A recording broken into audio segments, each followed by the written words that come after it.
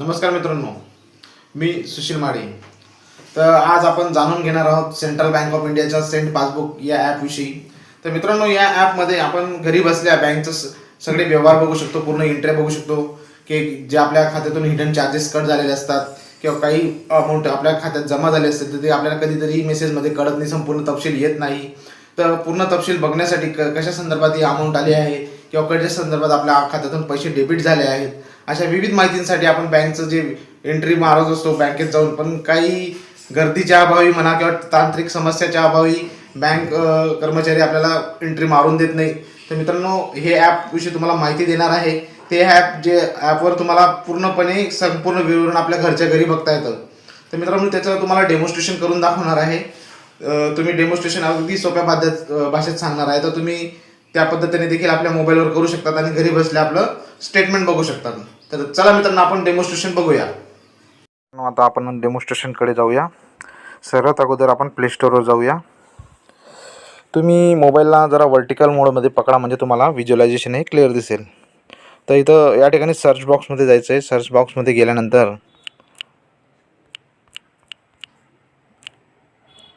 Central M passbook असं search मारायचं. त्या ठिकाणी पहिल्या ठिकाणी आलं आहे सेंट्रल एम पासबुक म्हणून. तर या नावावर क्लिक करायचं आहे. क्लिक केल्यानंतर तुम्हाला अशा प्रकारचा इंटरफेस दिसेल. हा इंटरफेस दिसला तर माझ्याकडे ऑलरेडी इन्स्टॉल केलेला ॲप आहे, म्हणून तुम्ही इन्स्टॉल करून घ्या. इन्स्टॉल झाल्यानंतर त्या ॲपला ओपन करायचं आहे.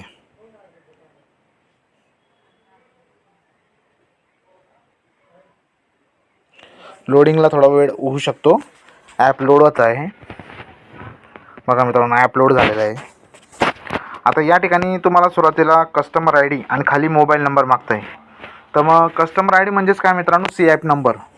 सी ॲप मीन्स, मी तुम्हाला थोडीशी सी ॲपची माहिती सांगतो. CIF means customer information file, म्हणजे ग्राहकाची जी माहिती असते जिच्यामार्फत बँक अधिकारी आपल्या डिटेल ॲक्सेस करू शकतात. हा युनिक नंबर असतो मित्रांनो. तुमच्या बँकमध्ये जर 4 जरी अकाउंट असतील तर सी ॲप हा युनिक असतो, एकच सी ॲप असतो त्यांना.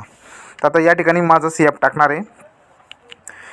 मी त्याला हाईड केला आहे फॉर द रिझन सिक्युरिटी. त्यानंतर माझा मोबाईल नंबर टाकणार आहे.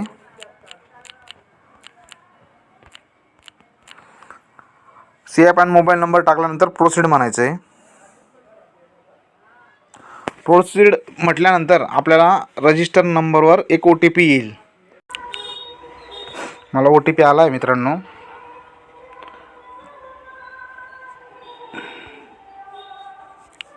आता ओ टी पी टाकतो आहे.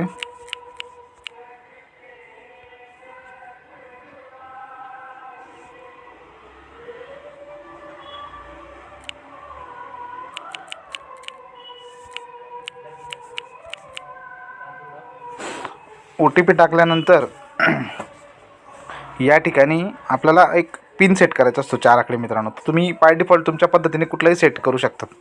शक्यतो पिन सेट करताना तुम्ही ए टी एमचा करू नका.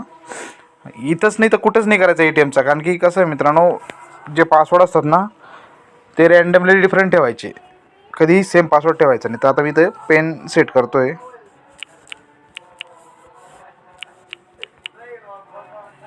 आता माझा पिन सक्सेसफुली रजिस्टर झाला आहे.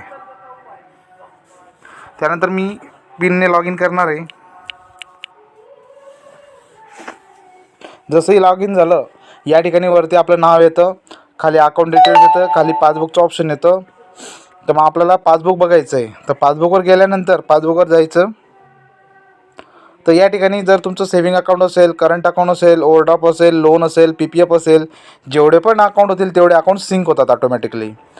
पैकी मी आता तुम्हाला सेविंगचं करून दाखवतो. या ठिकाणी तुमचा सेव्हिंग अकाउंट नंबर येईल. त्यानंतर आपल्या अकाउंट डिटेलवर टिक केल्यानंतर पुढची प्रोसेस ओपन होईल. तर मित्रांनो, या ठिकाणी आता करंटचं स्टेटमेंट दाखवत आहे की जे 4 तारखेचे माझे लेटेस्टचे आजचे ट्रान्झॅक्शन आहेत ते दाखवत आहे. तुम्हाला आधीचे बघायचं असेल तर खाली तिथं ओढ दिसते बघा, लोड ओल्डर ट्रान्झॅक्शन. तर याच्यावर क्लिक करायचं आहे.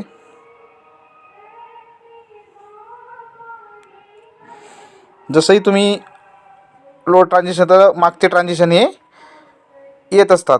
तर या ठिकाणी पूर्ण डिटेलमध्ये दिलेलं असतं मित्रांनो की तुमचे पेमेंट फोनपेद्वारे आलं आहे का, कसलं कोणी ट्रान्सफर केलं आहे का, तुम्ही कुठल्या ATMने पैसे काढलेत, तर पूर्ण ही एंट्री येत असते. अजून एक तुम्हाला एक फरक सांगतो मित्रांनो की ज्या ठिकाणी आपल्या खात्यावर जे पैसे येतात क्रेडिट म्हणून, तर त्यांचं इथं क्रेडिटची एंट्री आहे ना ही ग्रीन याच्यामध्ये येते आणि रेड याच्यामध्ये जी आपल्या डेबिट होते आपल्या खात्यावरून ती लाल याच्यामध्ये येते. हे ॲप इन्स्टॉल करताना एक लक्षात ठेवायचं की कधीतरी बँकिंग टायमिंगमध्येच तुम्ही याचं इन्स्टॉल करायचा प्रयत्न करायचा, कारण की OTP कधी कधी येत नाही आणि काही मोबाईलमध्ये हे सपोर्ट करत नाही. तर मित्रांनो, अशा प्रकारे हे पासबुकचं ॲप वापरून तुम्ही सर्व प्रकारचे आपले ट्रान्झॅक्शन हे बघू शकतात. ट्रान्झॅक्शन बघण्यासाठी अतिशय सोपा ॲप आहे. जर ॲप वापरताना काही अडचण आल्यास तुम्ही शक्यतोवर कमेंट बॉक्समध्ये कमेंट करा, तुम्हाला सोल्युशन नक्की दिलं जाईल. तोपर्यंत धन्यवाद मित्रांनो. तर मग मित्रांनो, तुम्हाला सेंड पासबुक या ॲपविषयी दिलेली माहिती समजली असेल. जर तुम्हाला व्हिडिओ आवडला तर इतरांनाही शेअर करा, कारण की यामध्ये तुमचा बराचसा वेळ वाचणार आहे. बँकेत न जाता आपण संपूर्ण खात्याची तपशील घरच्या घरी बघू शकणार आहोत. तर मित्रांनो, हा व्हिडिओ अधिकाधिक शेअर करा, जेणेकरून इतर लाभार्थ्यांना देखील याचा फायदा होईल. तोपर्यंत धन्यवाद. जय हिंद.